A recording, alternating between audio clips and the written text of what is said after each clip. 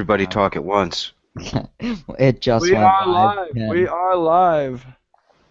This is the Brainfood Roundtable. Yeah, this is gonna be fun. The first topic we're gonna discuss All is right. Gaza. Don't everybody talk at once about it, though. Hmm. All right, who wants to start off? I'll start off. Um. Hi everybody. Your turn. No. Anyway. I know somebody has something very enlightening to say, so I'm going to let them do it. How about you, Ken? Well, there's no doubt in my mind that the situation in Gaza is a real big mess. There's too many people dying there, but you have to look at the root cause. They've been doing this for quite a long time, since before any of us were born. They have to work out their differences, and we need to, it's not like Israel goes around making friends in their part of the world, and Oh, of course not. they go around making enemies, and then when they do make an enemy, they expect the United States to come in, or they expect NATO, or they expect somebody else to come in and Typically, bail them out. And Yeah. Well. it's like having the littlest kid in your school walk up and punch you in the nose with with his brother, who's the biggest kid in the school, standing behind him. It just raises a whole lot of um, problems for that region. And they are literally getting away with murder because they know they can do it.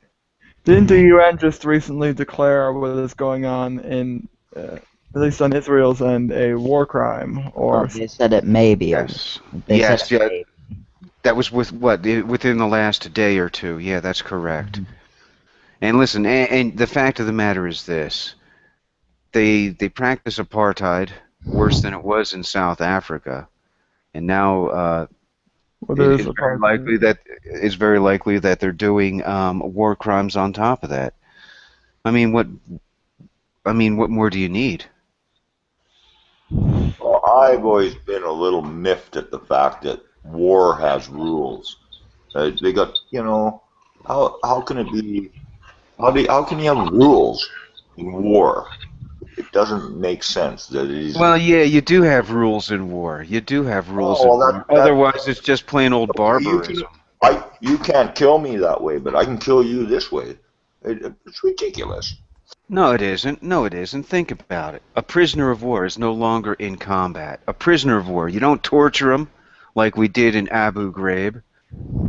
You don't beat and you don't Well, mistreat prisoners of war. That's one of the rules of war.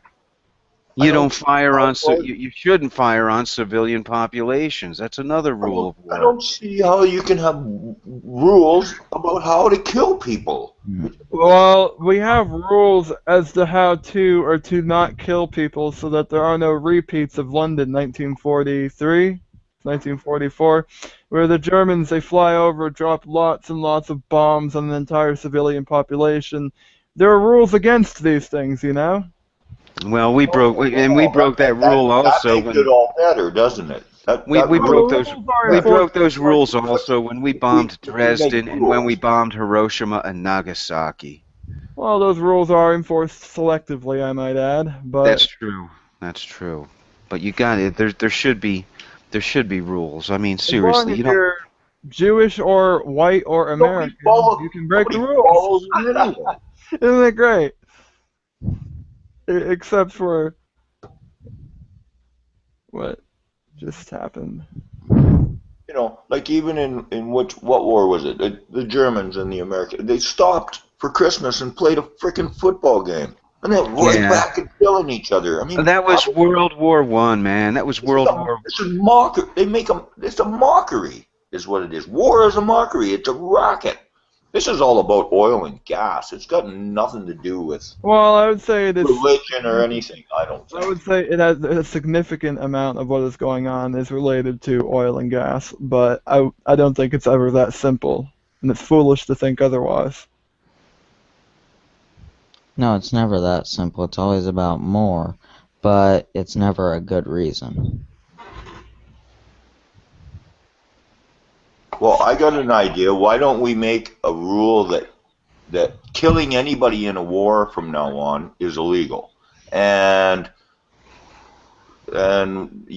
we use I don't know, soccer, or let's just play football, and whoever wins the football game, you know. I like Oh that. well, now that would be a shitty war. That wouldn't even be worth watching. That's so valid in its own weird little way.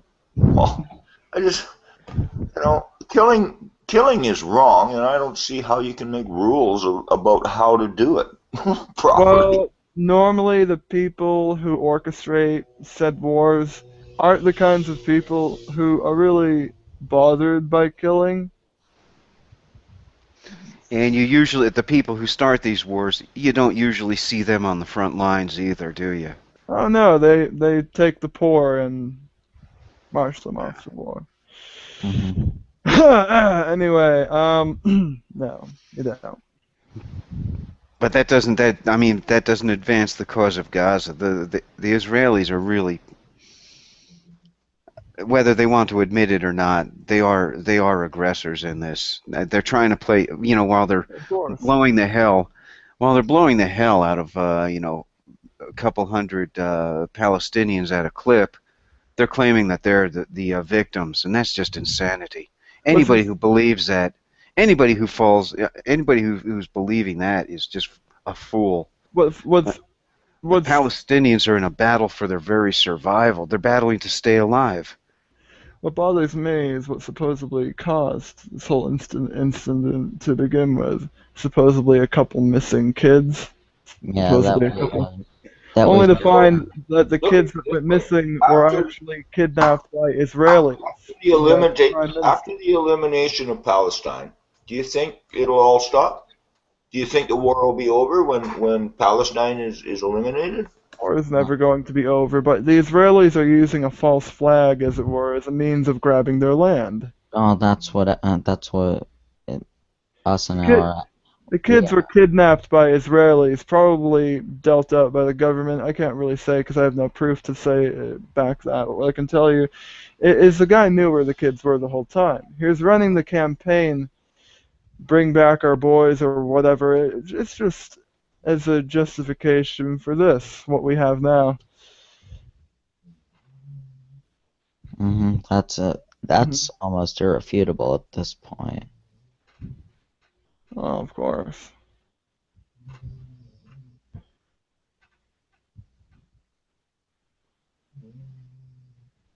So, you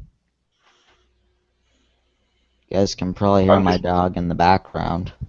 There is no right way to kill people. There just isn't.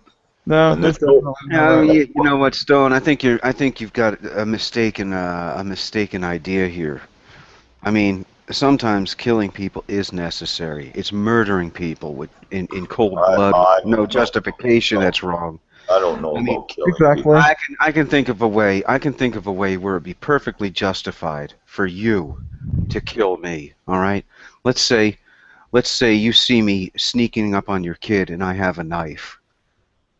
Or let's say I'm sneaking up on your wife and I have a knife. Do you think and I'm obviously about to do her harm. Do you think it would be justified for you to kill me? Yeah, absolutely. Murder, Sure.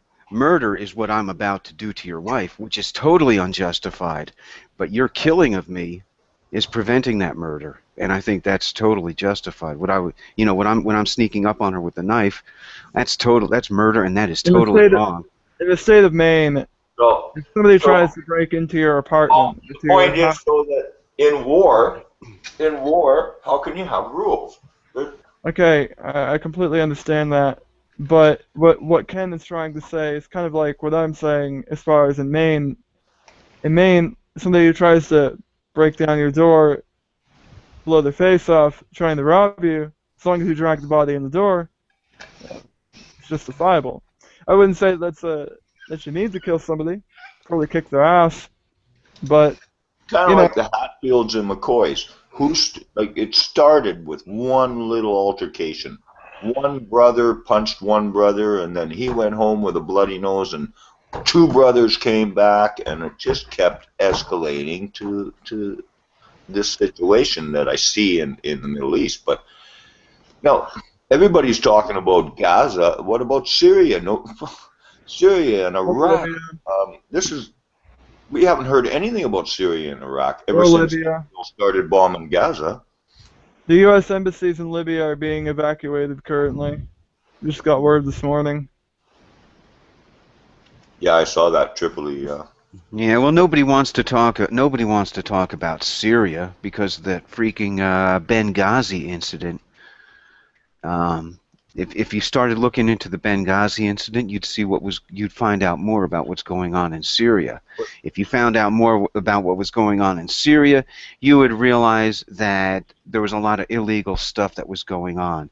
In fact, that so-called, and I'm going to use this in quotes, that so-called Ambassador Stevens wasn't really an ambassador. He was a CIA gun runner for that region. He was Yeah. he was arming up Correct. the rebels, which technically, when you arm up an insurgent force, that's an act of war. How can and if it's an act of war, then obviously there must be a declaration of war first. Which never happened. There was no declaration of war against Syria that was ever drawn up in Congress. So basically, what happened was the administration went ahead and went to war without asking for permission. But you don't want to talk about Syria, or at least the press doesn't want to talk about Syria. They don't want to talk about Benghazi because that slings mud onto their beloved Hillary Clinton.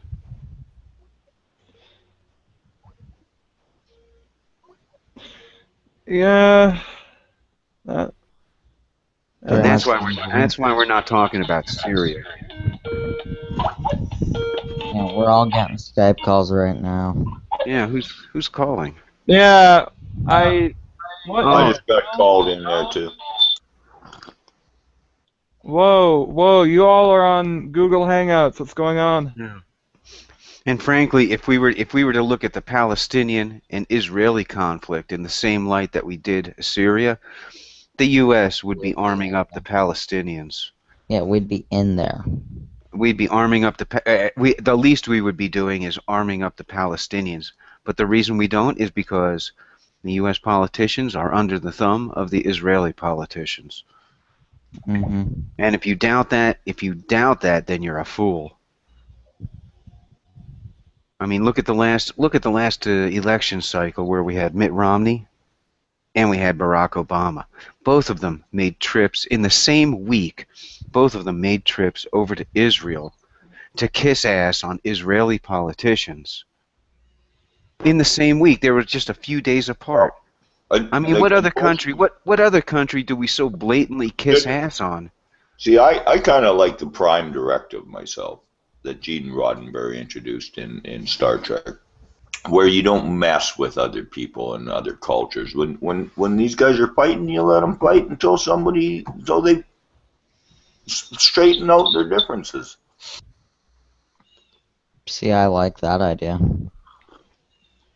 Well, I there's do just so too. much money to be Keep our made. nose. But Yeah. see, it's almost too late already, though, because we've already interfered so much up to this Yep. point. We never should have been interfering or involved in any of it. Let You're them a do hundred it. percent right.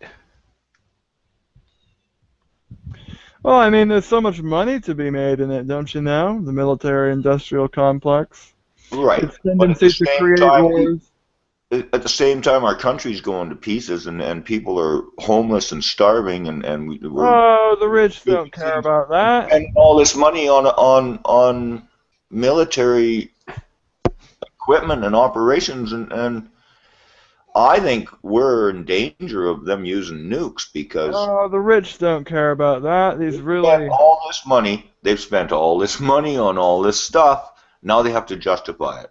You can't spend all this money on and expect to get. We're not going to give them more money if they can't justify the need for more.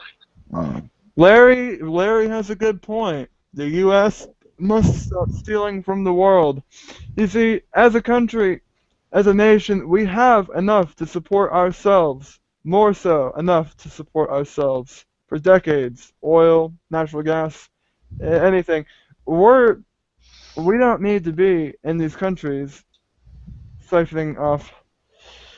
I lost my train of thought. Anyway, yeah, he's got a good point. Somebody else say something. The United States is just there stealing from everybody else. That's all we've ever done. We go in, see something we want, start a war, take it. Mm-hmm. I'm not going to argue with that, Larry. Yeah, after the wars, after the dust settles, then we come in and we basically loot the survivors. Well, and we all, I don't know about you guys, but the crime in the century was Gaddafi. That was, in my opinion, the crime of the century. That's just the most horrible thing that man, it brings tears to my eyes to think about it.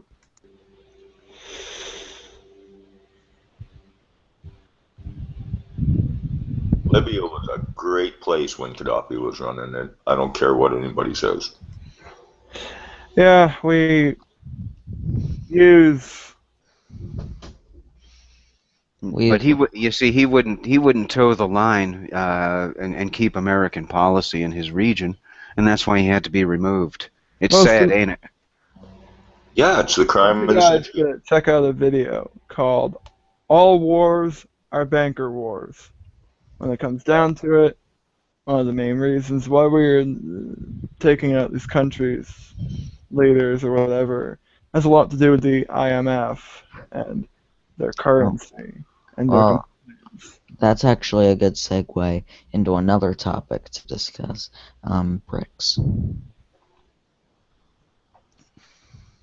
The BRICS National Bank. Mm-hmm. Brazil, Russia, China, India, South Africa. They formed a new bank to challenge the IMF. Yes, and the Rockefellers, and so that's why I think that a lot of this is just like you say, a banker's war. This is about same as the Titanic. You know, they sunk the Titanic to get rid of those guys because anybody that opposes their system, they haven't got. They won't blink an eye to take you out. Wait, hold on a second. The Titanic hit an iceberg. Okay, sure. And airplanes hit the trade centers too. No, airplanes did hit the trade centers, but that doesn't mean that our government isn't 100% responsible for that. But as far as the Titanic is concerned, could you elaborate before dropping a bomb like that? Actually, please do, Stone, because I've never discussed that on this show, and it's actually a topic I've wanted to get to, so maybe give us a preview. Well, there were two ships, the Titanic and a sister ship, and one of the ships was damaged in some sort of an accident, and of course insurance, so they switched the ships because they were going to use it as a false flag. The Titanic was a false flag, just like everything else. Oh, and on that ship were a bunch of bankers that were opposing the central banks. If I can make a point real fast, after the sinking of the Titanic, the Federal Reserve was put into place because in essence we became bankrupted by the end of it.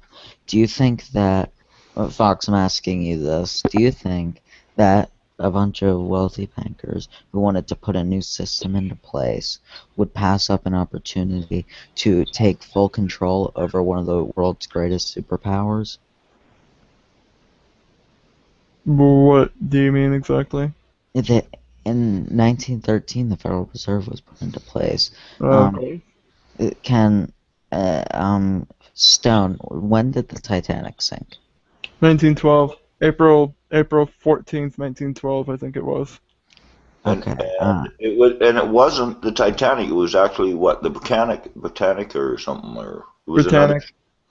It was the sister ship, but they switched everything. The ships were almost identical, so nobody even noticed. But the one they sunk was already damaged. They had to do something to get rid of it because it was going to cost too much to repair it.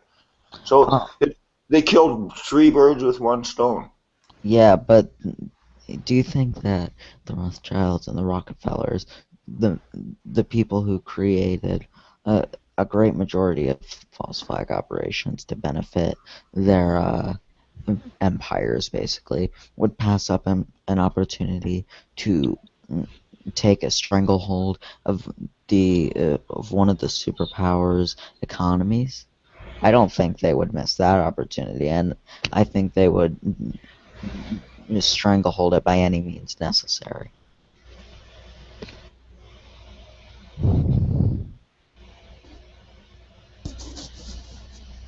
Uh, So anyway, that's the story on the Titanic, and if you want to Google it, look it up. There's lots of information out there about how the Titanic was used, mhm. and it was one of the first false flags that I've heard of. Um, There were many more there in the were there future. were lots, including Pearl Harbor. Uh, Pearl Harbor wasn't a complete false flag. We had memos about it, certainly. We pushed the Japanese into committing that atrocity, certainly, but we didn't do it ourselves. No, but that's what they do. You got to push the other guy. You got to make the other guy hit first, and then you can beat that shit out of him. Yeah, but that's not that. If the other guy strikes first, that's not a false flag. It's when you impersonate the other guy and you strike first. That's a false flag. I mean, Hmm. yeah, and there's no doubt we did push in World War II. We did push the Japanese into attacking. I mean, we were strangling off their heavy industry. We were cutting off their steel. Of course, they were going to retaliate. Yeah, so we can't say that we were the victims in that because eh, it's like it's Yeah, like but us follow the saying, money. Follow the money. Of course, again, the Rothschilds got rich. oh, eh, if you want to go over the history of false flags, 9/11 and JFK are two of the largest false flag operations in history, and I Yeah, think the two most significant. and I Gulf think of Tonkin. any time the Rothschilds are involved, it's not good. Gulf of Tonkin incident. Gulf. Uh-huh. That's a biggie. That's a biggie right there. How many people died in that war? 50. 58,000. Yeah, that's right. That's right. 58,000 died in a war that was started because of an event that they now admit never occurred. And you're only counting the 58,000 that was lost on the U.S. side. How many people in Vietnam and Cambodia lost their lives? Too many for my brain to count. I'll bet it dwarfs that 58,000 number. So, and we got to stop being so childish and acting like everything's an anthill and we go stir the fucking thing up all the time. We? How do you define we? Just humans, just our governments, our people, our so-called governments, I guess. We're, look, our armies. You people, what's wrong with our military? They can go into the military and be this fucking brainwashed. You are brainwashed when you go in the military. That's what they call basic training. Every day in basic training, they push you to the point that you would kill somebody if you had the means. And that's how they get you. They indoctrinate you for months, and everything is, oh, everybody else but us is terrible. Shoot them, kill them, get rid of them, blood and guts and veins in your teeth. Man, we got to realize that the rest of the world is just like us. And all the other governments are just like our governments. People are good folks. It's the governments that are bad. Hey, Larry. Sir. Well, I think I refuse. I don't even want to be human. When I see what so-called humans are doing, I don't even want to be human anymore. I want to be an earthling.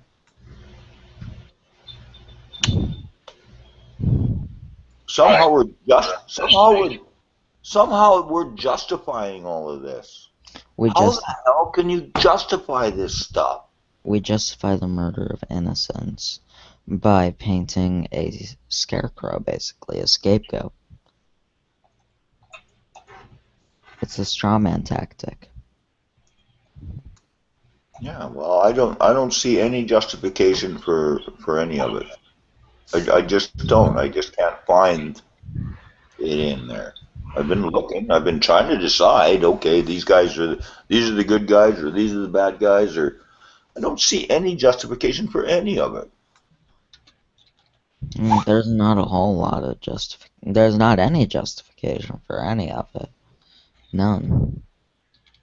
But that So doesn't what the matter. hell is wrong? What the hell is wrong with us? That doesn't matter to these people because in their own sick heads, they're justified and they don't care what any of us think about it. We just determined you can't justify it. So how the hell can you? It doesn't. This. Because they're psychopaths, and that is what psychopaths do. They don't just lie to you, they lie to themselves, and they're very good at believing the lies that they're spewing.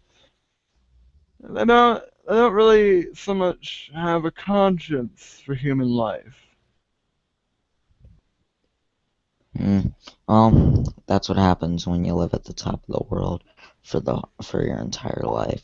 You don't know what it is like to be a human, or to be No. Don't part of think humanity. don't think for a minute that this kind of behavior is not humanity. It is humanity, but these No, guys no. don't know how to be good people. Exactly, good people, but people nonetheless. See, you are as much to blame for the problems that they are causing. Because, I'm well, human. you have to keep in mind that the government is a reflection of the people. And the Oh, government is a very insignificant proportion of humanity. I can't be to blame because I have no effect over it at my state. It's not you. It's not me. It's all of us. Oh, Government is too insignificant in number for it to exist without compliance. And that is exactly. why we say that it is a reflection of the people, because without that, it could not exist. Oh, yeah. Well, that's true. Our compliance and our paying taxes and you name it, blood's Do you on our realize, hands, man. do you realize how much damage just the members of this call could do if they were really willing to, minus the guy in the wheelchair, obviously. Thanks. But tomorrow, Monday actually, we're all going to go back to work, we're all going to go back to our lives, and bitch, piss, and moan about how bad it really is. But yet do virtually nothing but talk about it. Oh, Fox, I know we had this argument in the Brain Food chat room the other day, but this talking about it is doing something. It's making people awake and aware. That's our job right now. That's been our job for the past 6 years. But as I said then, I'll say now, knowing is half the battle. The question is, what would the knowledge do we do? Some people will take the knowledge and go back to sleep. Some, well, not go back to sleep, but they won't stand up like we have. But I'd say about if you get 10% of the population to stand up and do what we're doing, we win the battle. 5%. One of the things we've got to do is get rid of this 440 frequency and go back to 432. 440 keeps us agitated. What are you talking about? The frequency of Mother Nature. We can once again be in harmony with Don't her. you mean 2.86 hertz? No, well, Larry knows a little bit about this, obviously. Hitler changed the frequency to 440, so it's all about mind control. What frequency? The frequency of the world. It's 440. The frequency of everything, music, So, our voices right now how are did Hitler do that? everything's 440. How did Hitler go ahead and do that? By making everything 50 and 60 cycle. Well, you're assuming I know what you're talking about. I really don't. I hate to sound like I'm ignorant or something, but I don't know what you mean.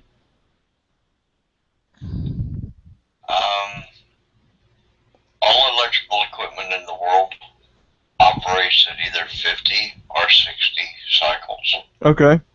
Neither one of those will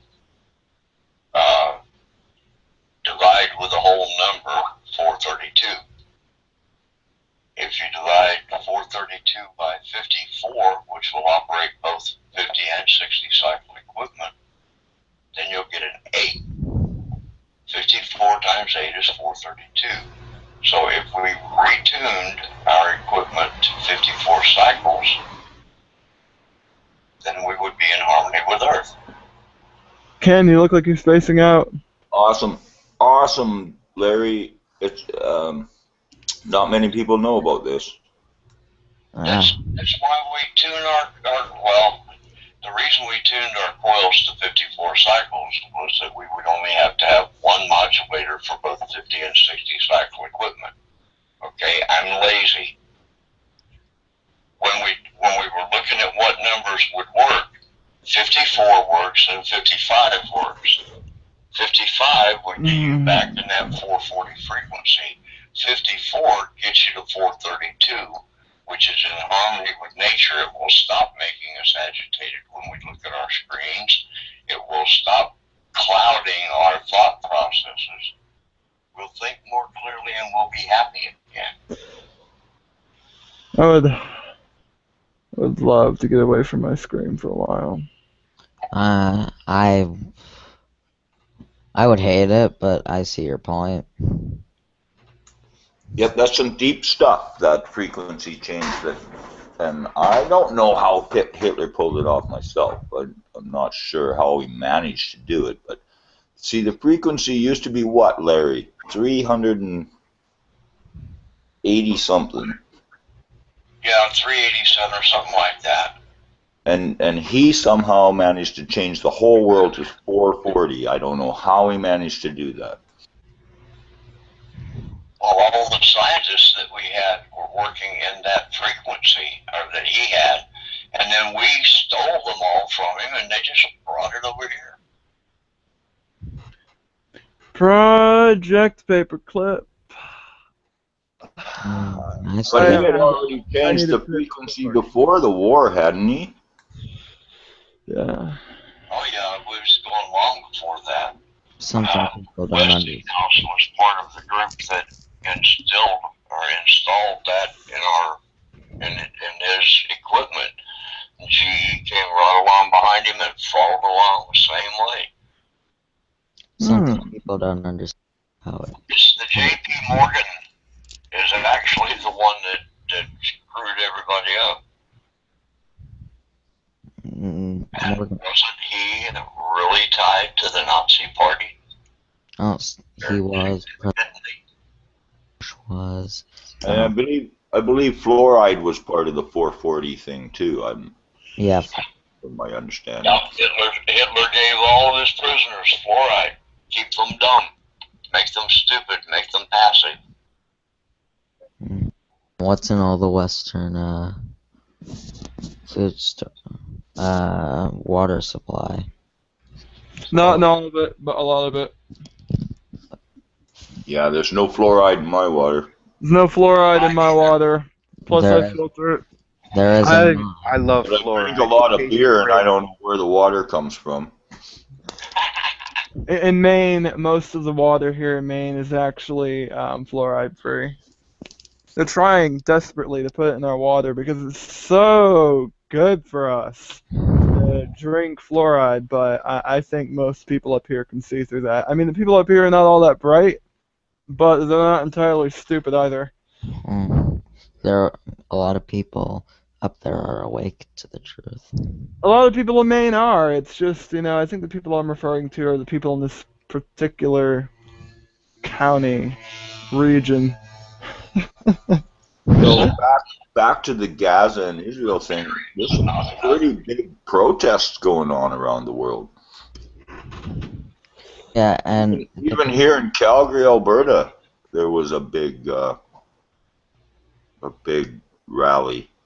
Well, there were people. I had a debate with somebody who said everything they're doing over there is justified and everything they're doing there is good. I had a long debate with him. Man, I've heard the same thing. It's disgraceful. It's There's disgraceful that, you can actually make up some kind of justification. I guess you can justify anything. You can justify oh any yeah, action if you really no, try you hard can't. enough. In the mind You of, can't. in the No, mind no, you can't. But I don't think you can justify anything. And it's time people start taking responsibility for themselves and their actions. By paying our taxes, we're feeding this. So the blood's on our hands. We really have to stand up. I think tax revolt is just around the corner myself. sadly, Stone, I think that an actual revolt's on the horizon. It is disgusting, though, especially up here in Maine. Let's cut public services and raise taxes, but yet none of the people up here can afford to feed themselves. Of course, this applies just about everywhere in the United States, give or take wherever you are. Oof. But, Yeah, here it's horrible too. Well, yeah. I got a garden. Oh, if you were in some places in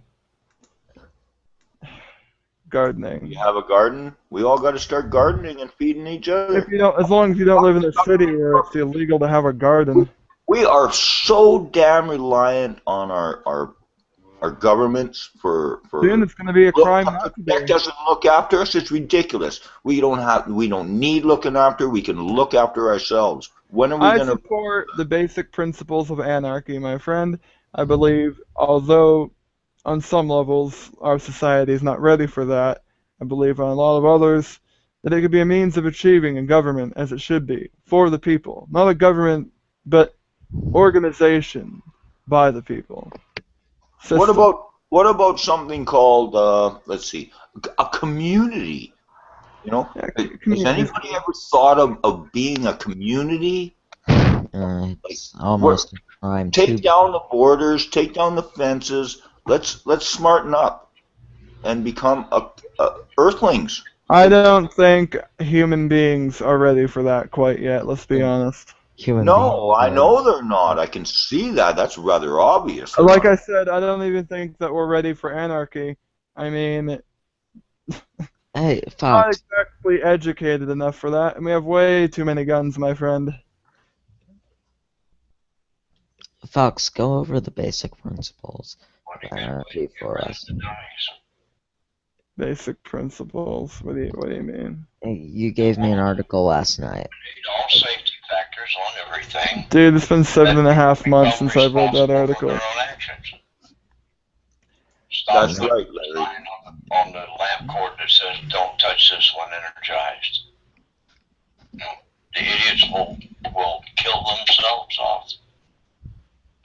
Yeah, most people are too stupid to act responsibly without somebody telling them how to act. I mean, seriously. Yeah, pretty much. We're so That's crazy right. in this country. I spilled hot coffee in my lap. Therefore, it's McDonald's fault. I want millions of dollars. You know what? I would have no problem with suing McDonald's if I had the money to. But when it comes down to it, the money that I would make from it would just be to pay off the lawyer fees. Yeah, but the point is, if you're stupid enough to spill your own coffee that you have in your own hand, then Well, duh. whose fault is that? Well, duh. No doubt. Yeah, nothing is ever your fault anymore. Although I have considered suing Walmart. Well, that's why And the only that's reason why for I that- don't like insurance companies either. The Insurance only companies. reason for that another way of- is that Walmart is selling skateboards that are so poorly put together. I almost ended up getting killed on this board, rolling about 50 miles, like 20, 30 miles an hour, right? And my board actually snaps, one of the wheels fall off, and I like nearly get hit by a car. I almost made it out with a broken arm or something.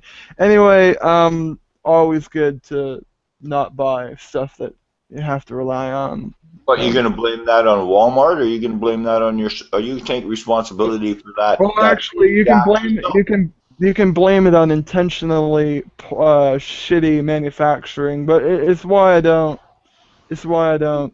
The insurance companies are a license to steal, and insurance companies are just as guilty in all of this because they're making us not take responsibility for ourselves. Yep, 100% correct. Absolutely dead on the money. Hey, Fox. Sorry, just had a question real fast. If I mute my mic, will you guys still be able to talk on air? Yeah, definitely. Yeah. Alright, because I'm gonna grab something to eat real fast. So I'll be back in like 15 minutes. Okay. Sorry guys, but you guys are on a roll. Well, you were. We need to start waking people up. That's all there is to it. Start with young folks. I'm a big advocate and teach the young folks something. You know how to make a fire without matches? Teach a kid that, man. They'll thrill them to death. If you know how to make a fire with a magnifying glass, take a kid out in the backyard and show him. If you know how to... That's a little... Hold on, Larry. That's a little dangerous because kids shouldn't be playing with fire. They'll burn the house down or some damn thing. Like but I know what you're saying. I know what you're saying. We do have to educate the young people, but at the same time, these kids should be. Yeah. But I was burning ants in my backyard with a magnifying glass when I was just big enough to walk. So I know what you're saying, but it's dangerous for kids. 14, I made an inverted solar furnace and burned my father's backyard fence down. And at 13, I created an electromagnetic pulse generator of sorts. There you go. Yeah. So. Yeah, and one time I built. I like playing with explosives too. I was building a firecracker one time and just blew my frickin' arm off. There's a big chunk from nitroglycerin missing out of the back driveway of my father's house. Shot it with a BB gun and it just exploded. That's unfortunate. Oh, that's nice. That's good old American fun right there. Well, it is. And one thing I'd like to say, Larry, for the kids, see, I question whether we should be getting into the kids so much with this myself. I'm 53 years old, and I don't think kids should be worrying about this shit, to tell the truth. But I can see the benefits of waking up the next generation because, yeah, our days are numbered. Able to handle that because they aren't taught responsibility by their parents. No, their brain. Well, most kids don't even have parents anymore. They have the television as a parent. Most kids today, if the brainwashing starts in the morning when they go off to school, it continues when they come home and turn on the television. There's no real learning of life skills. There's nothing, man.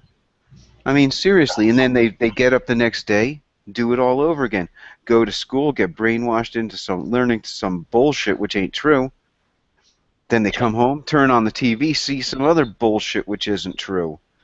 I mean, seriously, even if a child came home and they listen to their parents all day, and the bitching parents about bills and the costs and insurance. 3 or 4 hours a night. The parents are just as brain dead because the parents believe everything they see on the television. So what the hell? What the hell chance does a kid have? Sex and violence, that's all there is. Everybody buys into the system. We're all compliant and participating in something that we disagree with. How come we're doing that? We watch the police shows on TV and see everybody's civil liberties being violated over and over and over. That makes them think that it's okay. And we actually cheer it on, you know. I mean, seriously, look at the what was that show, 24, where Jack Bauer either tortures or kills practically every single person he meets, all in the name of Homeland Security or whatever. Yeah. I mean, seriously, and he's the hero of the show. He's committed so many freaking human rights and civil rights violations. It's not even funny. The dude's a one-man wrecking crew, Yep. and we cheer it on. And I'll admit, I like watching the show because, well, heck, it has a lot of shoot 'em up and car chases, so I like that. Well, it's fear. They keep us in fear. Just hold this little shadow of fear over top of you, and that just makes you dependent on them. They create boogeymen, and you think you need a light on in your bedroom because there's a boogeyman now. And I can give you a perfect example of a recent boogeyman. The fellows who set off that bomb at the Boston Marathon.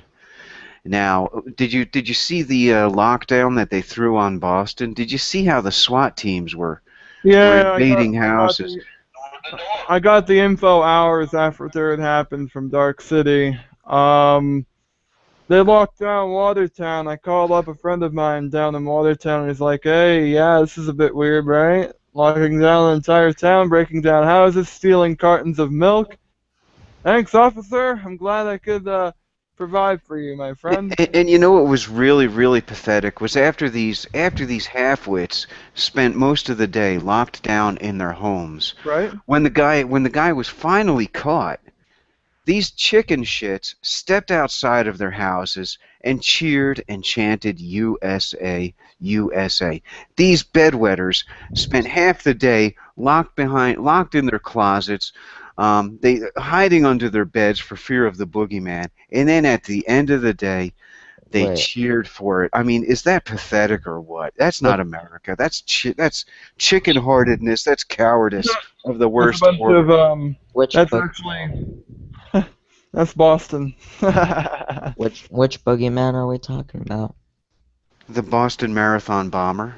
Fun. Remember they had Boston locked down for the day. They had Oh, these yeah, people they had these people cowering under their beds and hiding in their closets for fear of the evil boogeyman. For fear of one guy with a pistol. Fucking 1/9. Are you serious? You're gonna take thousands of people and tell them to shit their pants behind their locked doors because one 19-year-old kid is walking down the street and he might be dangerous? Gee whiz, doesn't I mean how cowardly do you have to be to actually I mean if they let me just give you an example. I live in Albuquerque. If that kid if the police came on and said be very afraid of this one 19-year-old kid who's walking down the street, I'll tell you what, man, that's called hunting season around here. Yeah, no. He wouldn't have made it 2 blocks. I'd be dressed in black and running around in the dark myself. So, And then with the cops, the SWAT teams doing the house-to-house searches, that shit wouldn't fly here. How did Boston become such a city of wussies? Boston has always been a pussy town. In fact, How can they actually look at themselves in the forget mirror? Boston. The whole of New England, lots and lots of pussies, my friend. Maine is, I don't know, man. we have to. So changing some of this is going to require us to stop being afraid, stop fearing these facades. No, start fearing the actual threat. Everything's a lie, and they're trying to make you scared. Don't be scared. Just look it in the face. I mean, you got nothing to lose. Yeah, what's the worst thing that's going to happen?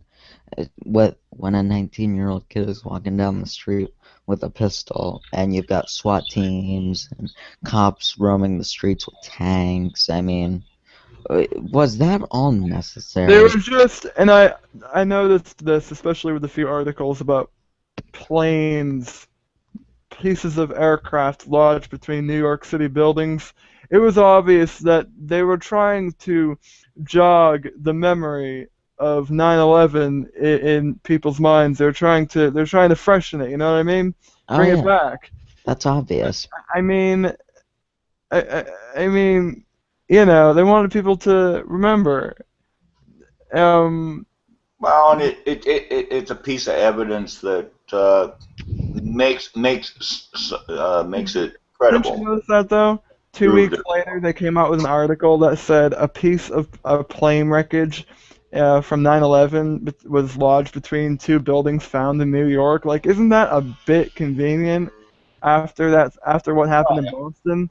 And And what what's a place more for it to be. convenient about it, I it is. find it hard to believe it would have landed in there. It was dropped in Oh there. no, it was placed. It was all staged. But what was interesting about this mostly is that this incident took place on a day that supposedly we were going to have the piss nuked out of us by North Korea.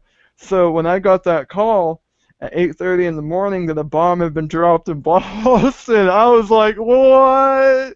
And they're like, "No, no, no." And it was like a little pipe bomb or something. I'm like, "Well, shit." So I mean, they were really To, trying to to scare be people. I fair, think I uh, think somebody should be checking into who holds the insurance policy on the Golden Gate Bridge. Dude, alright, hey, guy on the scooter, get a life. Come on, man. to be fair, Fox, This guy's been driving around for hours, like this one street on a little yellow scooter. It's annoying. I'm pretty sure the best thing North Korea can manage to get into the U.S. is a pipe bomb. Dude, North Korea is like an annoying, is like a 5-year-old with like a pop gun man or something. I don't know, like, it's laughable. They're laughable. Anyway, yeah. Yeah, they are. He's a loose nut, and he's pretty dangerous. I'll say that. He's dangerous to his own people, but that's about it. And the South Koreans. I don't think Kim Jong is dangerous to anyone. I think he's just a really pissed off little dude who's really, Hey, really Got got small man an syndrome. inferiority complex did going you on. guys hear about the movie that's coming out? Seth Rogen, James Franco. It's a movie about them interviewing Kim Jong Un, but getting hired by the CIA to assassinate him.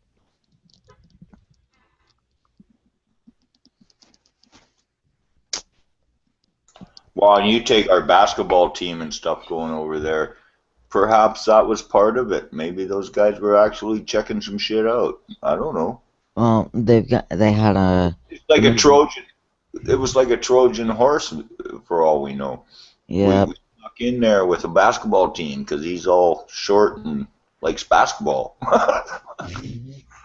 Well, you know, An evil dictator who likes basketball, but will threaten to declare war on the United States if a movie comes out.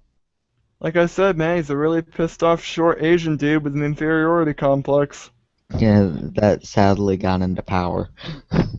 He didn't get into power. He was entitled Yeah, to it. He did just virtually imagine. nothing for it. Just imagine how big his pecker is. He probably has a very, very small penis. Perhaps even No inverse. question about that. Oh my God, how do we even get into You know Like this? something? like magnifyingly small pecker. I used to work with a bunch of Kim Jong's Vietnamese. gonna blow us all up now. We're in I trouble. used to work with a bunch of Vietnamese dudes, right?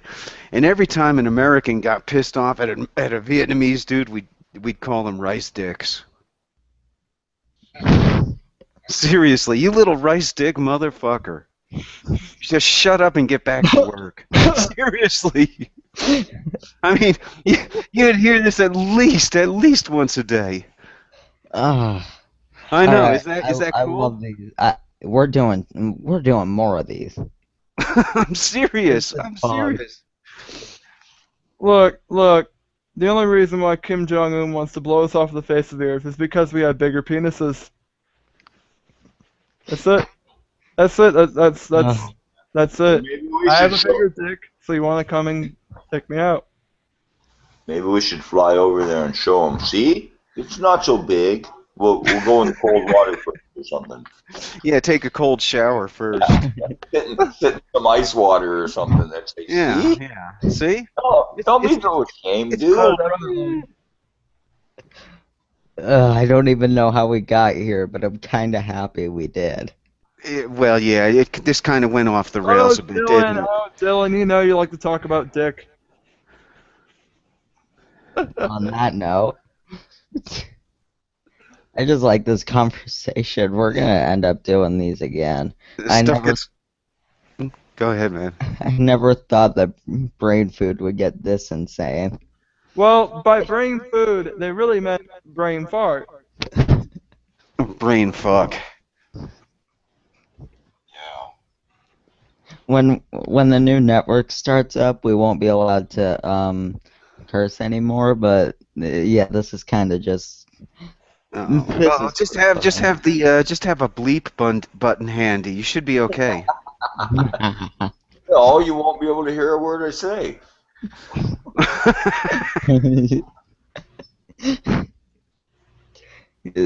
Sorry, but we will do these more often on our own because these are too much fun. I might end up recording our weekly brain food or our daily brain food calls. Well, just hey, if you're gonna do that, I don't think there'd be any problem with that. Just make sure. That we let them know. Bingo. Don't be what do you call it? Stealth. Stealthy. Yeah, don't do it stealthily because that would incite a lot of anger because because we do talk about some crazy stuff there and Ken, you're talking about rice sticks. I don't think it can get worse. oh no. You'd be surprised. You'd be surprised, man. That bunch of people, they will not hold back if they see something that they Yeah, or listen they to listen to the conversation we and Rob had last night. Not sure if you were part of that, Dylan, but it got very interesting. Oh yeah, it got a little bit intense. Yeah. Is Rob the guy you were telling me about earlier? The one with the neighbor? Oh, well, yeah, pretty much. It gets pretty bad. Oh man, I would have liked to be there for that one. Oh yeah, Well, Rob's an interesting dude. Rob's actually he's really yeah, it's interesting and very accomplished dude. deep-seated emotional issues, though. A lot of people in that group seem. We all have issues. But Everyone in that group has issues. Rob really has some emotions. No. I have no issues. I have Stop. excuse. I Not have you. excuses. I'm Canadian for one thing, so I mean that should just about cover everything. You don't have issues. You've got the whole subscription. You have issues. We all have issues. You probably just aren't aware of your issues. It's like I'm you're aware of a few of mine. right-handed. One, I'm not very funny. I think it's a pleasure meeting Larry. Larry, you're a smart guy. I can tell. You've been around the block a couple times. Boy, have I got you fooled. Ha! You fooled another one, Larry. Congratulations. Oh, we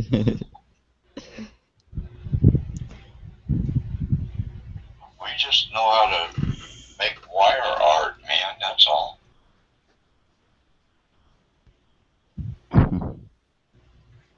Free energy's out there. It's everywhere. Go to YouTube. Look it up, man. I know it's coming. It's coming. I'm connected with quite a few people that it's coming. There's a guy in the States that's starting up Jay Conley. He's going. That's solar panels, but there's free energy out there all over the place, and we really have to stop our dependence on. Free energy is under your feet in the ground. You can put an earth battery and 4 coils in your backyard and power your house. This stuff is real. It's everywhere. You can light from a single LED to your entire house off of the earth. It just depends on what you want to do and whether you're willing to go ahead and do it. Ours is not the only solution. Ours is one of thousands of solutions. I'm just prejudiced because we did it. There's nothing new about any of this. It's all been done for centuries, thousands of years even. The Egyptians made electricity with water. You know, that's what the Red Pyramid is all about. It's everywhere. It's just mainstream science has kept it from us. We've been brainwashed to accepting that the ancients were from the Stone Age and chipped rocks with crude tools. And no, man, that's not the way it was. They knew more than we do, and we're just too embarrassed to admit it. I'm sorry, I'm done. Don't worry about it.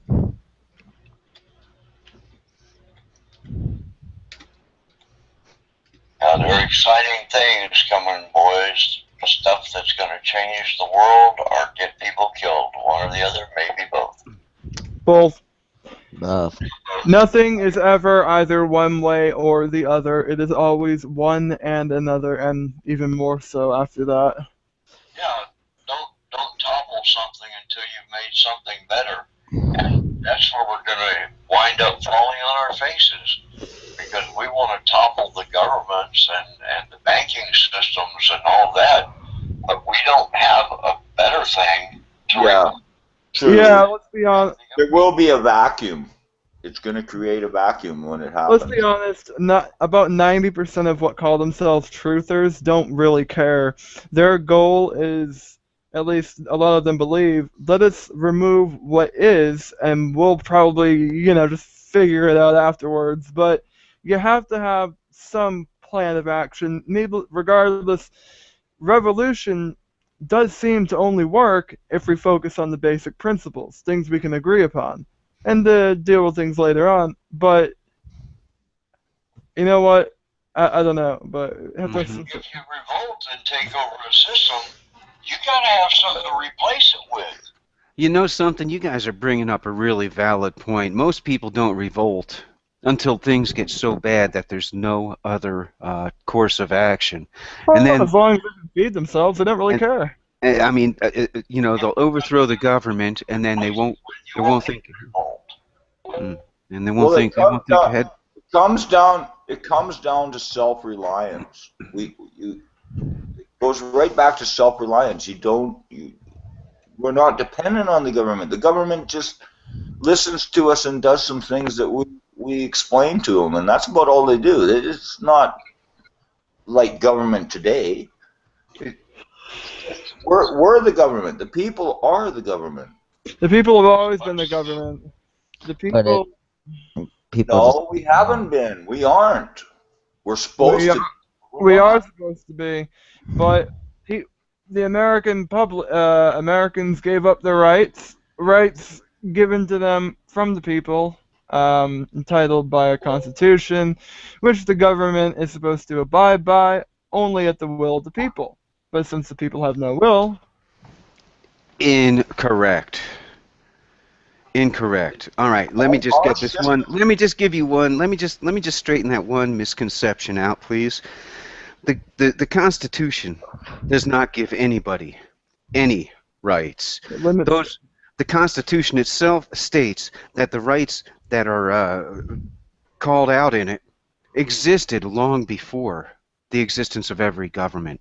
They are basic human rights that you have as a free man. Yeah, that's kind of what it's saying, actually. And it does. I mean, it doesn't give you a right. It actually it tells the government that you cannot. These rights existed long before the government, and you cannot what I'm trying infringe to upon say them. Is that the people, the rights that we have, are not given to us. They are for us to uphold. And when the people fail to uphold their God-given rights, they, in turn, give them up. And so, the reason why the government has the control that it does is because we gave it to them. That makes sense. We've abdicated our responsibility. We've given it up. Because we're too lazy to take responsibility. It says we the people. Let somebody else do it. When it says we the people, that implies the people, not the government. It doesn't say it is the government's job to provide these rights, to enforce them. It limits the government, but it is the people's job. Correct.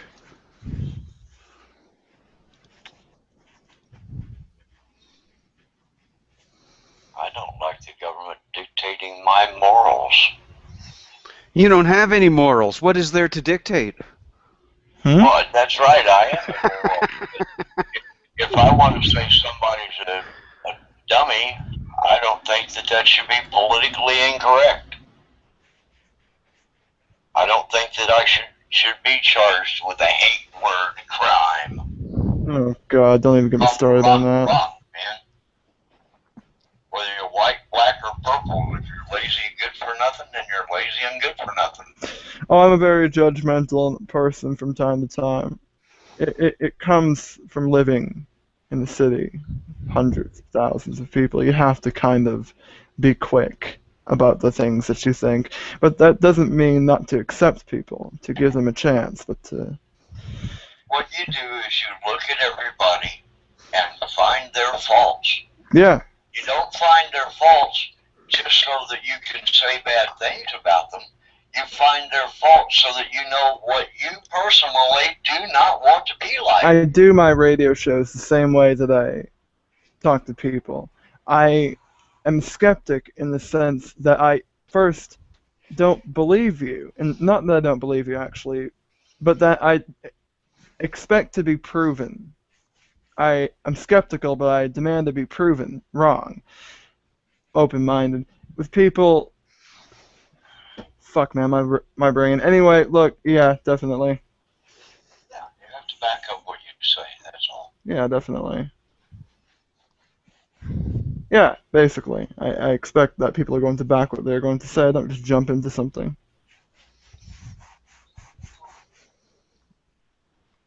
Things are special. So are people. Everybody's unique unto themselves. And that's what makes it so much fun dealing with everybody. Mm-hmm. Well, you sure do have a special kind of...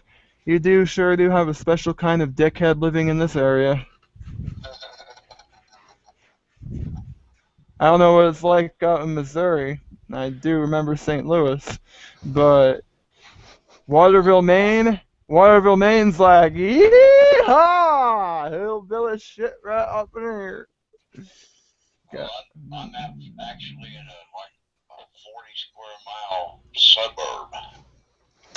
How many people would you say live where you're at? In the greater Kansas City area, probably 4. What? Kansas City? Aw, man, you're lucky. Yeah.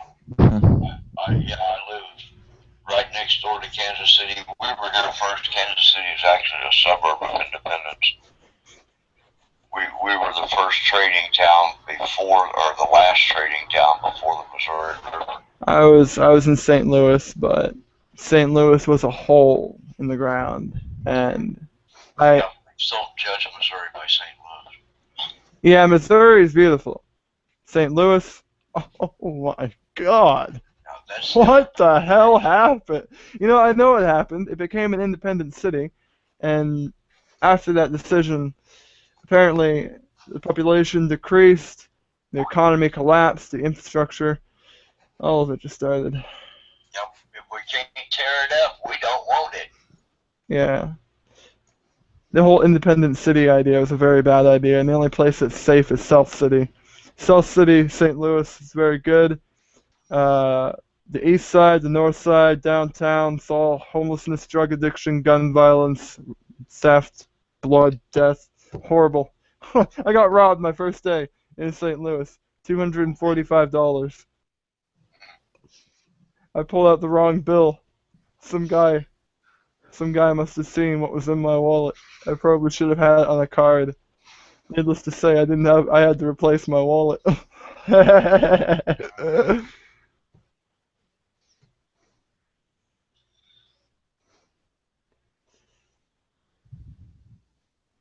Is everyone there? Oh yeah, I'm here.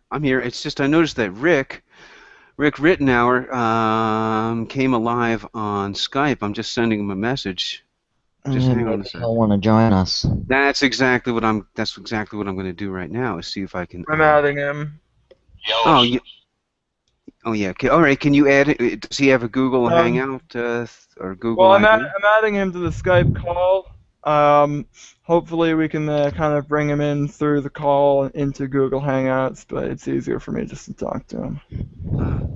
Rick, are you there? Huh. Well, it says he's here, but he's not.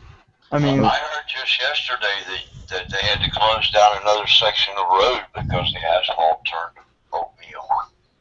oh, yeah, Yellowstone. Man, there's no way that volcano's ever gonna explode. Yeah, except for like, Right. yeah, Not till tomorrow anyway. yeah, right.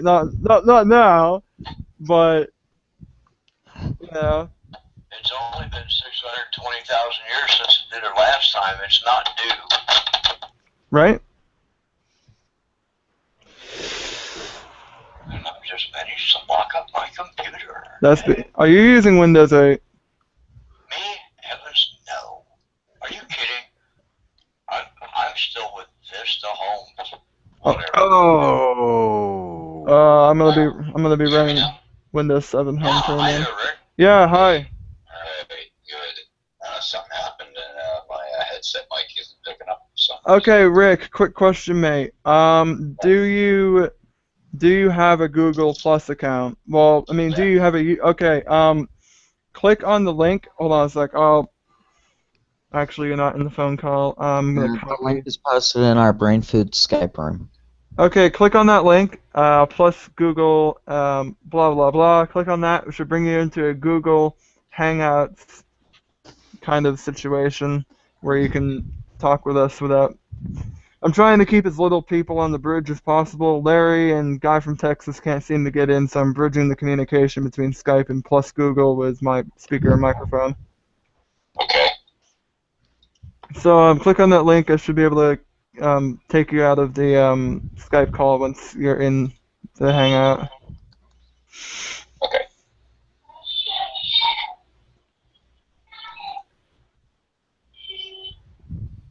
So I can hang this up then. Mm-hmm. Yeah, I think so. Yep. I'm trying to get as many people to join in as possible.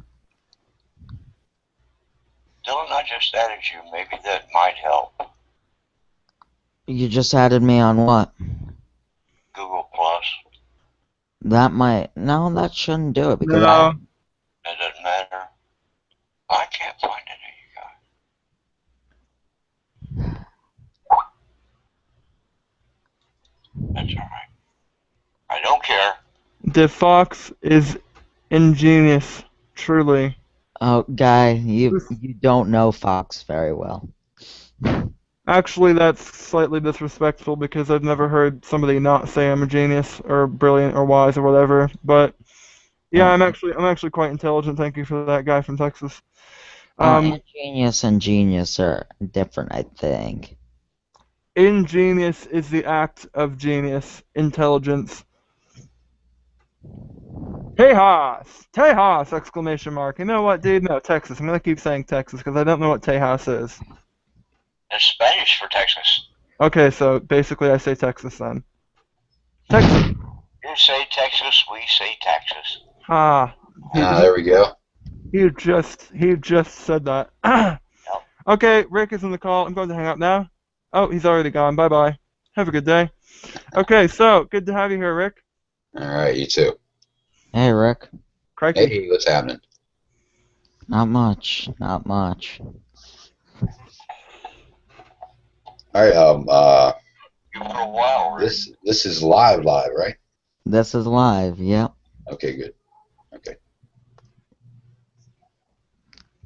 So, do you have any topics you want to discuss, Rick? Well, as you can see, I've been researching the latest on the Yellowstone caldera. Exploding. Alright, we may have someone else joining us in a moment. I don't know. Who might that be? Victoria from the other call. She might be joining in. So know. what do you think, Rick? Is Yellowstone gonna pop like a huge, enormous zit, or what? Hey, That's hard to a say. gross image. Thank you for the image, Ken. You're Thanks, welcome. man. You're welcome. Your head is it? I'm kidding. I love you anyway. Well, you know, I think even if it does go, you know, what happens if it's only 30% of what they think is going to happen. It's still going to totally blanket the United States and Canada and most of Canada in ash. So, you know, that will be our demise, at least anyway. But Right, everything else that's still going on the planet is still going to continue to happen. All the oppression and all the capitalistic control is still going to keep going on. So we need to find a way amongst all peoples to change this and change it now. Well, I mean, yeah. Yeah. Yeah. I was discussing this with my nephew, and he's pretty awake. And I agree with him in some points that he was making about changing the dynamic of how businesses are run and things like that. You know, no more multi-billion-dollar businesses. Everyone gets a percentage of that business.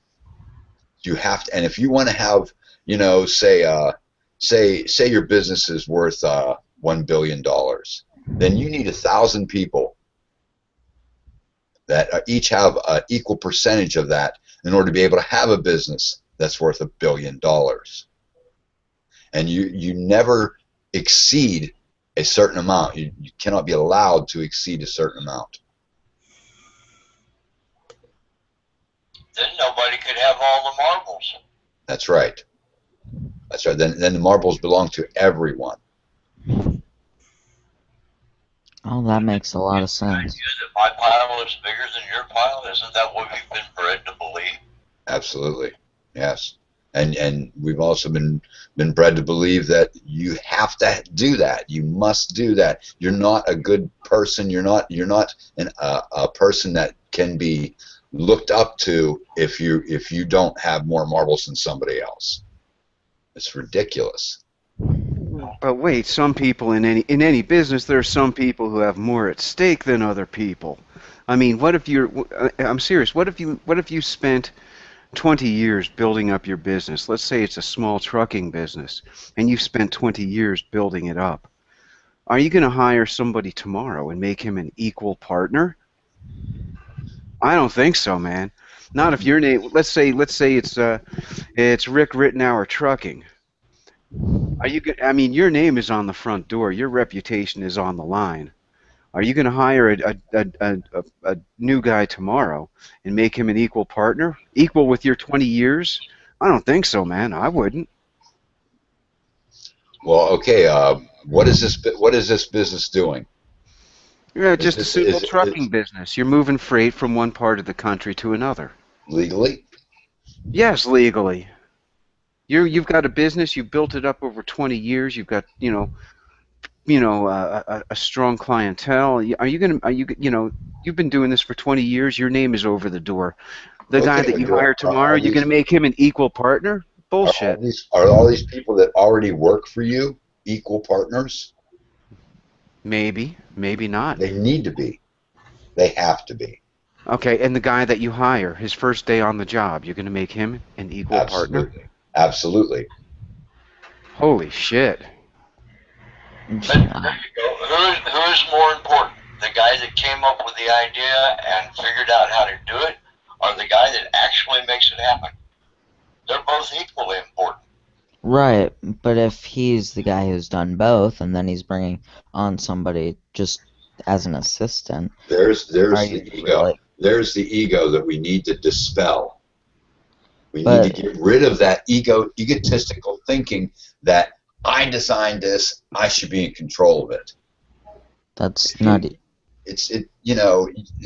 I formed this company. I built this company from the ground up, so it's up to me what happens to it. But you know what? That company does not run without others, and the others shouldn't be labeled as worker bees and executive bees and owner bees. That's bullshit. And just because it's your trucking company, your salespeople are the ones that bring in the business. That's right. That's why everything needs to be taken down to a base level where everyone, all monetary value is distributed equally among Oh, everyone. holy smokes! Good luck with that.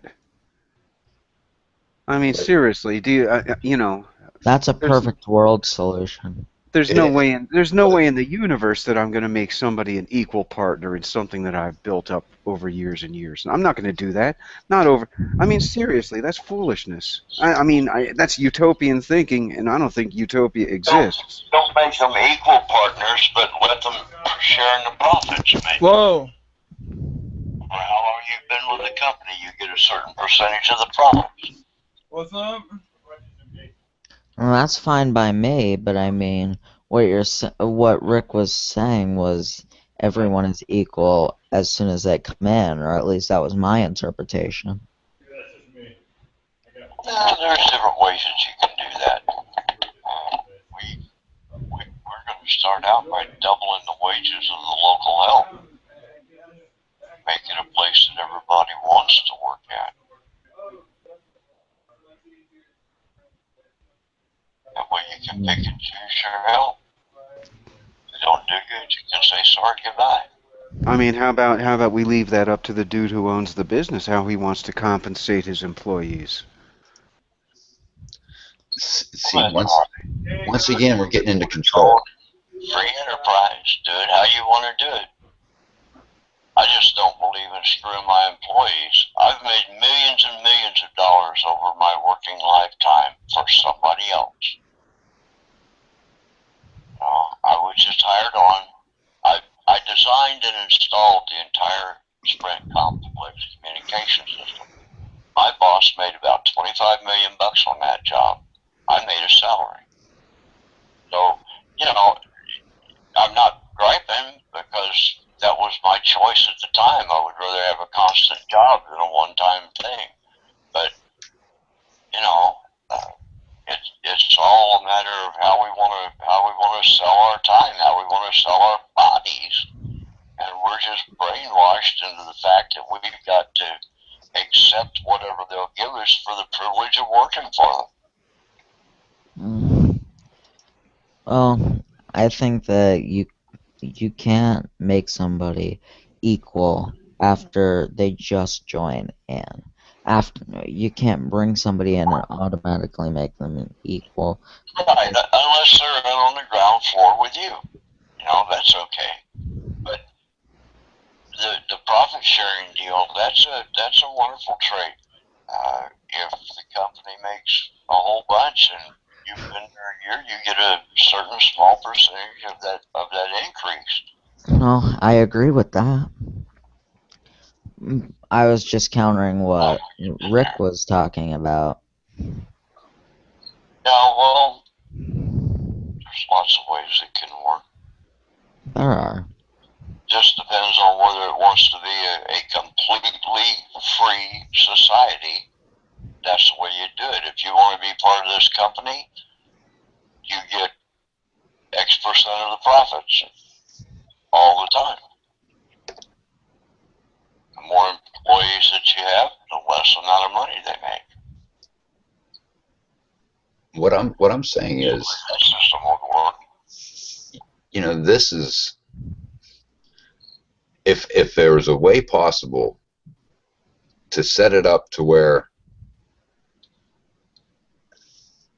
businesses wouldn't become monster businesses because they would understand that anyone connected to that business, and that business would also be owned by everyone that lives in that same area.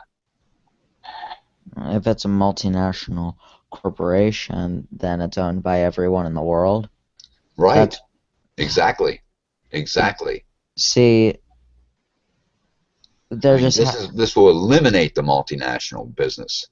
This will eliminate the empire businesses that are out there. Well, I don't like empire businesses, but multinational corporation just means your product is getting out to more people. Sure. Exactly. So you want to limit how far a product can go? No, I think products should be It should be an unlimited resource of where products go. Products should be able to go everywhere. But you're saying you want to eliminate the multinational corporation, basically. Yes, the corporation itself, yeah, because all that money does not go back to the people. All that money goes to the people who own that multinational organization, that own that multinational business. On that note, I agree with you. Only percentage goes back to the people. A small percentage at best. On that note, I agree with you, but you can't have, for a multinational corporation, you can't have the entire world being able to control the business. That's not good for anyone. If you have a base business, say in Atlanta, Georgia, and then you have another distribution center in Indonesia, and another one in the UK, and another one, those pockets are owned by the people that live in those areas. Although the business itself, of course, all that money circulates within the business, but it also circulates within the local people in areas where those businesses are located. My belief is there has to be strong rules in place on the corporations so that they can't do things like the BP oil spill and get away with it, so that they can't, so that Nestle can't say we're going to buy public water, we're going to own the public water supply. Well, corporations should get out of our governments. See, we can't have governments with corporate interference. That's ridiculous. That is called an oligarchy, and that is called fascism. Melding the two together just doesn't work. There's always a loser. And it's usually the people. Mm-hmm. Well, and now back to the government. We keep blaming everything on the government, and again, we have to take responsibility for ourselves and our own actions. And we're guilty. We're doing this. We're letting this happen. We're responsible for allowing our governments this sort of a situation. You know, we're actually the guilty ones, not our governments. We keep blaming the government, but to tell the truth, it's not their fault. It's our fault. Well, I do in a good percentage agree with that. Yeah, I can't find a way to argue with that either. It is our fault, but we also have to look at the perception that our fault isn't our fault because of the programming that has been involved. Mm-hmm. I mean, if you want to go to programming, let's just look at Operation Mockingbird. That's programming at its finest, and that's proof of programming, proof of propaganda. Yeah, I mean, that's the whole reason that television was designed, was a tool of programming and propaganda. Yeah, works very well. It does. Mm-hmm. It keeps people docile, doesn't it? Yeah, keeps them worrying about the Kardashians instead of the collapse of two governments, or something like that. I mean, it's ridiculous. The collapse of an entire the financial system's about ready to dump out. Oh yeah, it's coming. I don't know when. It's coming though. Yeah, I don't think it's going to be much longer. Approaching. I would be surprised if it doesn't happen before February next year, honestly. Well, that's sad to think that we might not make it that long, but what are we gonna do once it collapses? What's our next move? Our next move. We look after each other. Yes. Right. Something else is going to.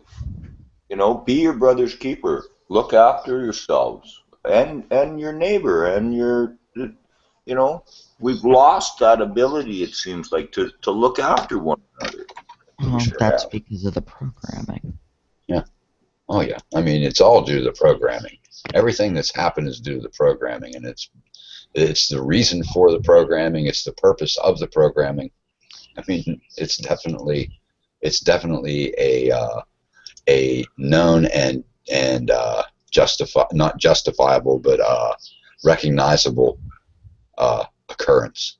It's not just of the last 10 years, last 20 years, last 50 years. I mean, this has been going on a long time. This has been going on for at least 100 years, if not longer. Well, I know when I was in school, I was so rebellious and so objective all the time to everything they were trying to frickin' tell me, which I knew were lies. I argued with everybody, and they asked me to leave school. Please leave school. You're hurting our teachers.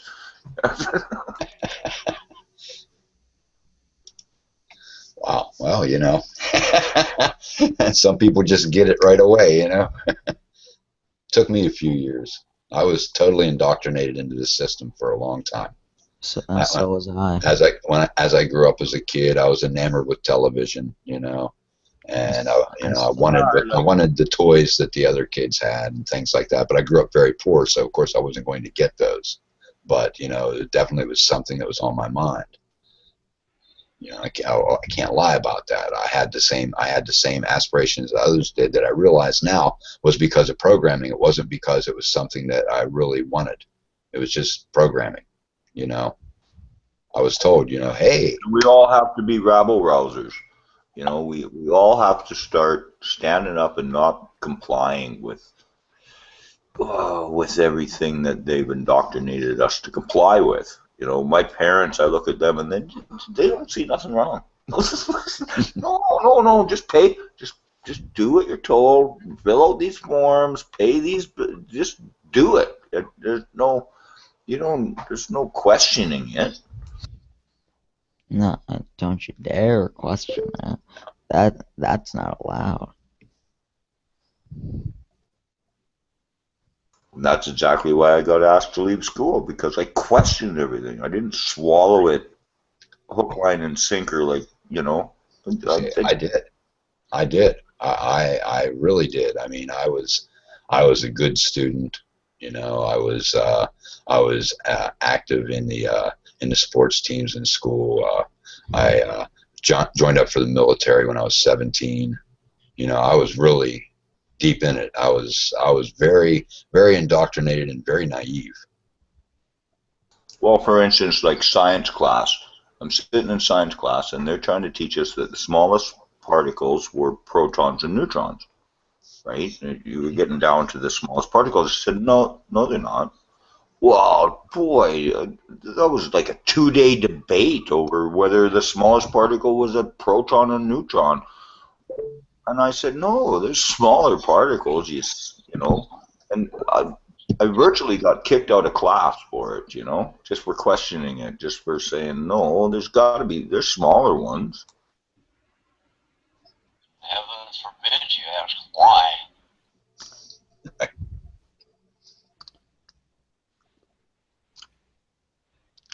That's one of my favorite statements. When you know why, how is easy.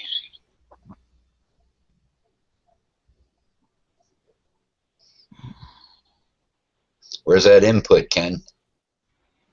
I'm just chilling out here listening to you guys. I just got some really bad news a minute ago. Really bad news. A good friend of mine just got sentenced to life in prison without parole. Wow. Yeah.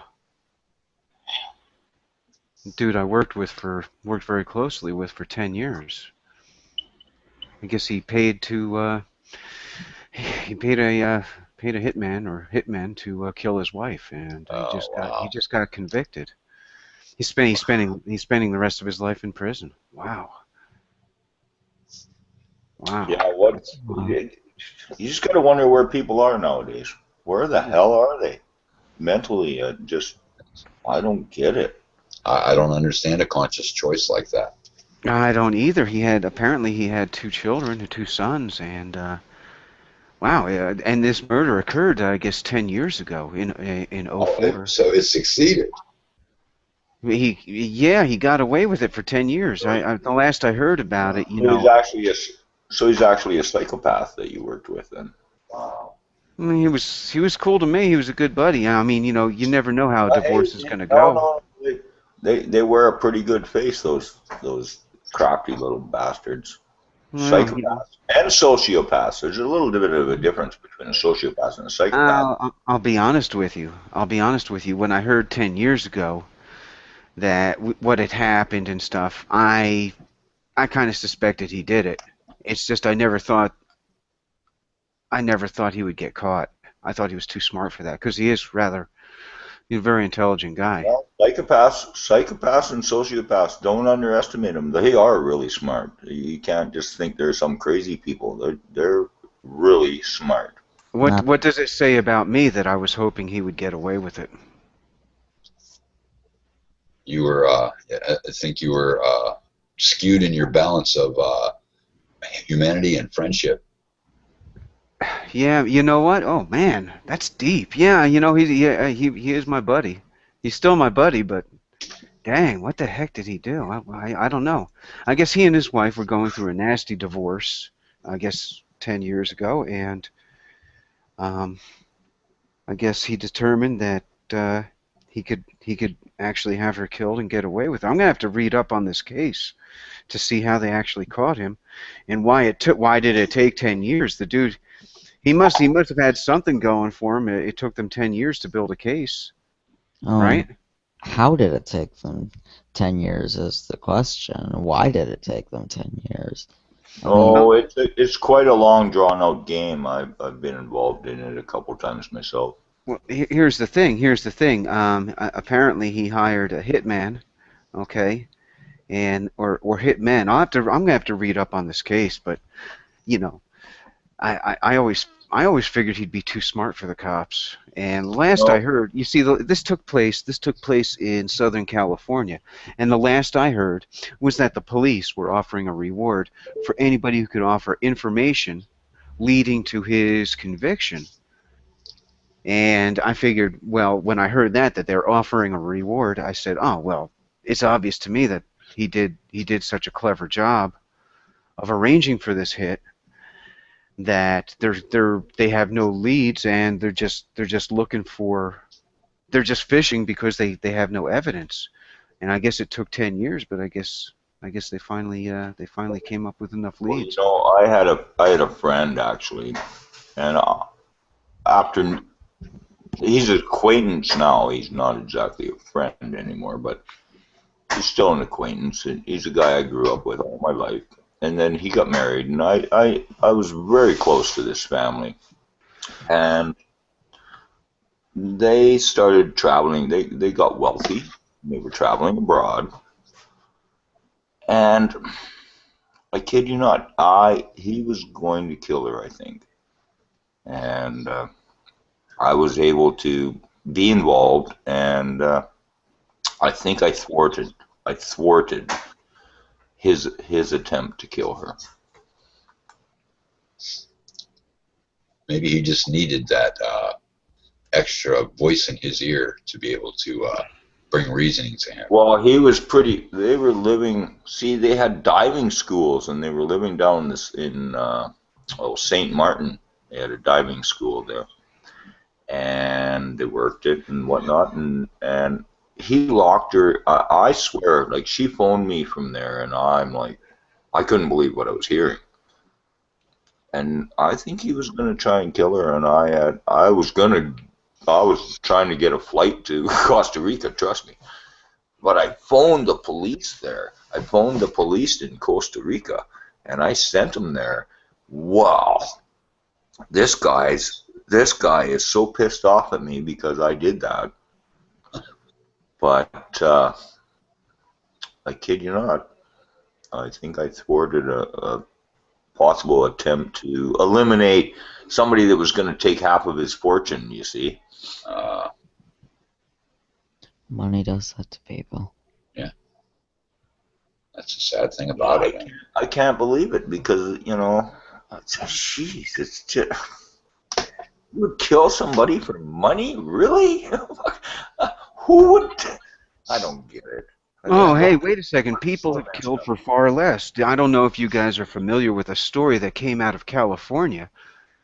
just a few days ago where an 80-year-old man his home was being robbed, and the robbers there were a man and a woman.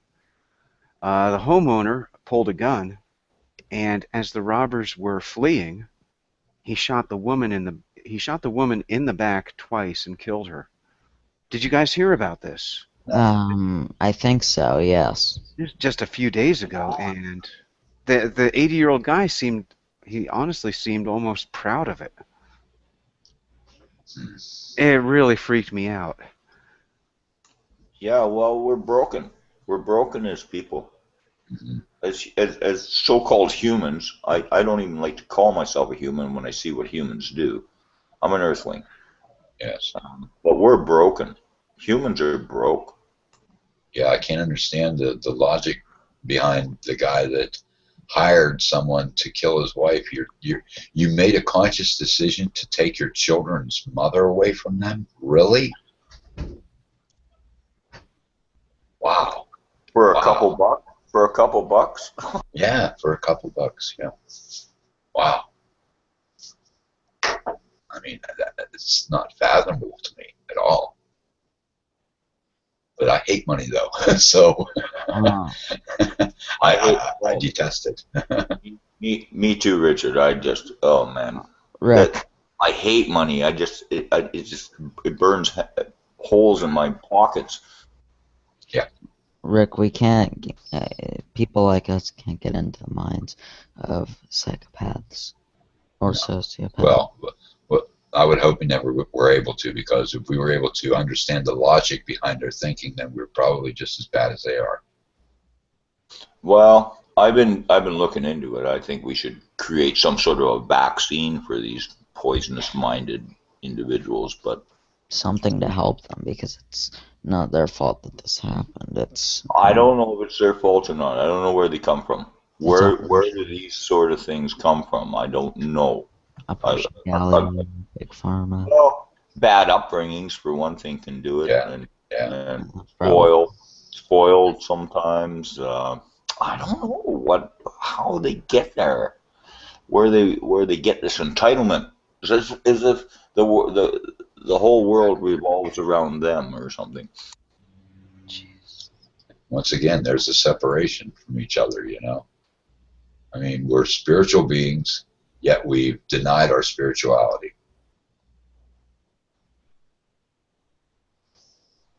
Well,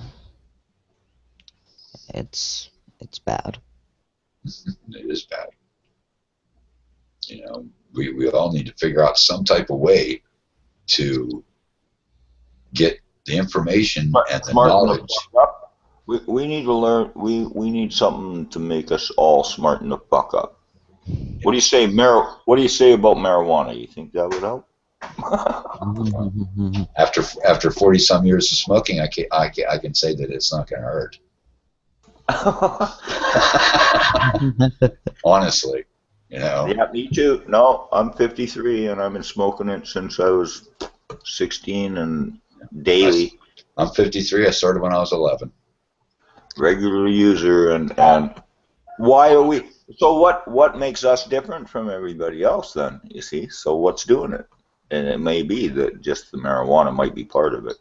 I think that's probably a big part of it. I mean, we have cannabinoid receptors in our brains. No other animal or thing on this planet has those except for us.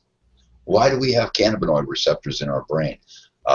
Because the Creator gave us cannabis in order to heal us, enlighten us, keep us on a good, solid, positive mental path. So that's the cure to world peace then, or to world war. I've always said that, but it was kind of always a joke. They should just fly over and drop big burning bales of marijuana all over these war camps. Hell yeah. Give away free packs of joints. Well, everybody be sitting on the side of the road going like, oh yeah, man, what the hell were we fighting about again? Right. To each their own. You've never experienced it, have you, Dylan? Never want to. Never want There's to, a really? reason. Wow. Well, that's sad, but there's a reason it's illegal, and that's because of the power that it does possess. And it's a Yes. plant. It's a plant. Oh, How do you make a plant illegal? It's ridiculous. It's the most ridiculous thing I ever heard. I mean, It's in like my life. taxing the air. well, they might Like, try, they oh might no, try to do that in the future. Don't give them any ideas, Rick. what, when are they going to make fingernails illegal here pretty soon too? Or what? Well, that might not be such a. They'll just Well, chop people it. can scratch. People could scratch somebody with those things, you know. That's right. Yeah, and give them a bad infection, man. Yeah, we got to ban those right away. Don't be breathing on people either. Your breath probably smells bad, and it might knock them out. anything, you know. Yeah. Now, rotten teeth are illegal too. Oh well, I guess I'm going to jail for a while. Yeah, well, couple more teeth, I should be okay. I'll just say that I'm under the halfway point now.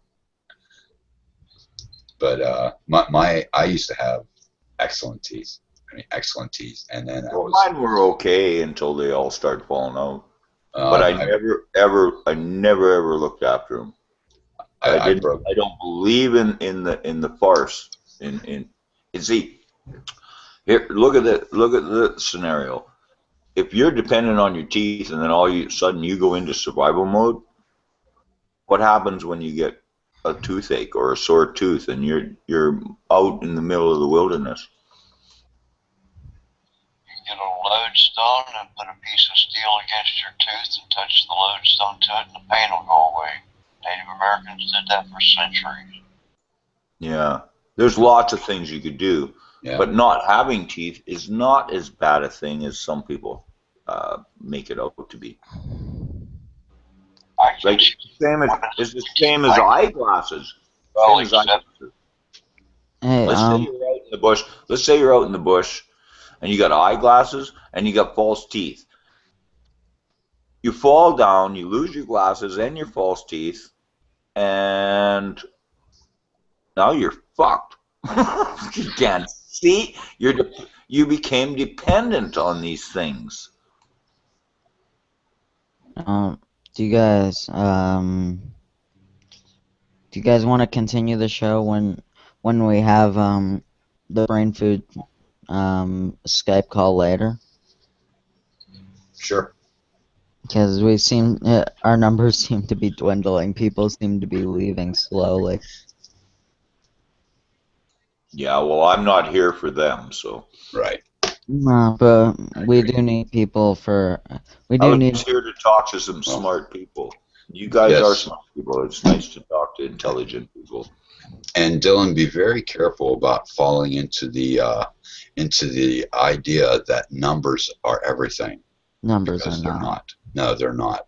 I mean, No, I don't mean. I saw that happen at the other station I was at, where people don't started mean- concentrating on numbers. I don't mean viewers. Well, I mean I've our seen it all numbers. through- The I've seen discussion. it all through, like Dutch Since and the Essel and Jim. There's been huge fights among the truthers simply because of numbers and who would. Yeah, it's stupid. Well, I'm not Yes. talking about our numbers in terms of people. I'm talking about our numbers in terms of the people in our discussion. Oh, okay.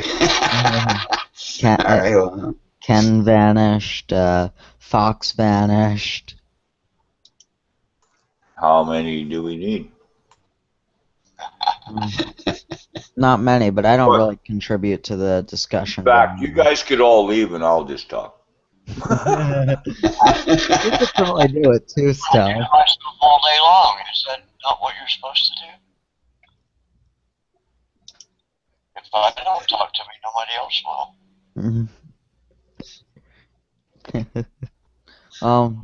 I do want to I like continue. talking to you, Larry. Oh, this is fun. I enjoy this. I do too. I definitely appreciate all the great minds that I've come across in these last few weeks of conversations that we've had. As am I, because I've met more smart Uh, people these last couple of days than I have since I started. well, I'm eager to introduce you guys. I've been doing this for years, so that I can introduce a lot of great minds to this conversations. Well, hey Rick, do you have any topics that I should cover on future shows? Wow, there's so many different things, Dylan. You know, And I'm about. staying on topic is tricky because I mean, it turns into a rabbit hole, you know, I and never I Mhm. never stay on tangents. There's always tangents, you know, and you take off on those, and I it's never stay great on that topic. it keeps it keeps the conversation going, but it's always nice to slip back to the actual first topic, or you know. But I don't know, how do you keep it on Yeah, topic? it is difficult. Yeah, I mean, my Well, because shows.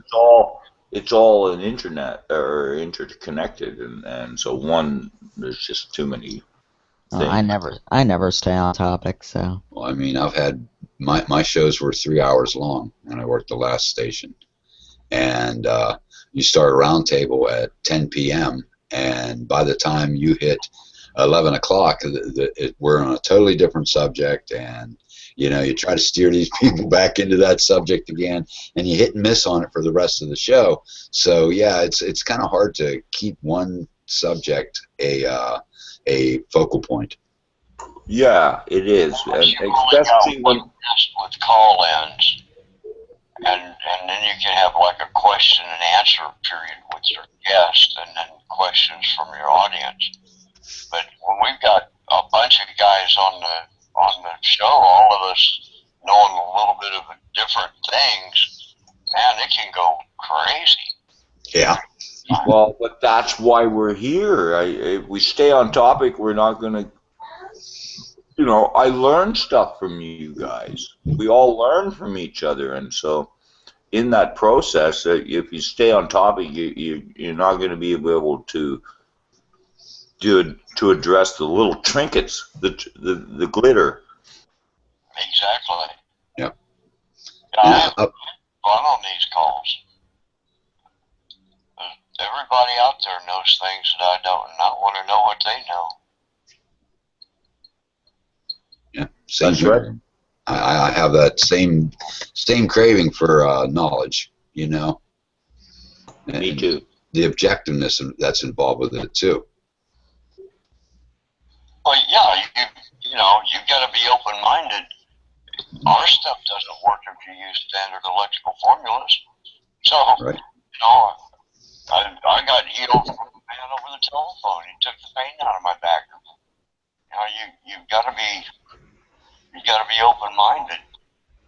I knew for a fact that it worked, and people don't have to believe it, but it happened over the telephone. So, Yeah, things, just because we don't understand how it works doesn't mean that it doesn't work. That just means that we haven't educated well enough at this point. Right. So, do you guys want to start again? Start again later. I actually have to go. I'm gonna be eating. Do you guys want to start again at another time? Yeah, that'd be great, Dylan. Just get a hold of me, buddy. All right, Rick. Can I call you on Skype after we're done here? I want to talk for a few minutes if you're available. Yeah, I got a couple minutes before I got to roll out too. Okay. All right. Well, Rick, have me on anytime you want, man. That'd be great. I'd love to have you. Love to have you. Can't wait for this next month to begin so we can start broadcasting again on a regular basis. Yeah, we have a radiothon coming up on the 5th. Sylvain Henry does, and you guys should no, maybe. that's not the 5th. That's the 2nd. Second? Yeah. I thought it was the 5th. No, Okay. it's Well, on it's the coming 2nd. up right away. Oh, wow. it's 5 days away. That's what it was. So anyway, yeah, everybody that can manage, see if we can get into that. Yeah, definitely. Like the day before or something. Give me the lowdown on the time and stuff. And yeah, I'd love to be part of I that. usually run through my Facebook and post the link all the way through when I got verification of the time and date and whatnot. Yeah, and if you'll drop me a link, I'll start pumping it. You know, just like put it on Skype or whatever, and I'll start putting it on my side. I got quite a few people listen to me religiously. Well, I know, that's kind of scary, isn't it, Larry, when that happens? Yeah, really, because I don't think it's very sharp. What I know, I think should be common knowledge. Yeah, me too. But it's, yeah, just keep the communication going. Like I like it. I like what I've been experienced in the last 4 years or so. I've been in the company of so many smart people, and so I've learned so much. Sometimes it's really hard to wrap your brain around it all, but Anybody that doesn't have it, I put my my Facebook page on the chat on this Google chat here. So yeah. just send me any type of links or anything. I'll hook you up unless I'm probably already on your friends list. I don't know. That's highly possible. Guys, I do have to end it. Thanks for Okay. coming on, and I hope we can do this again tonight. All right, thanks, guys. I'll talk to y'all later. Bye.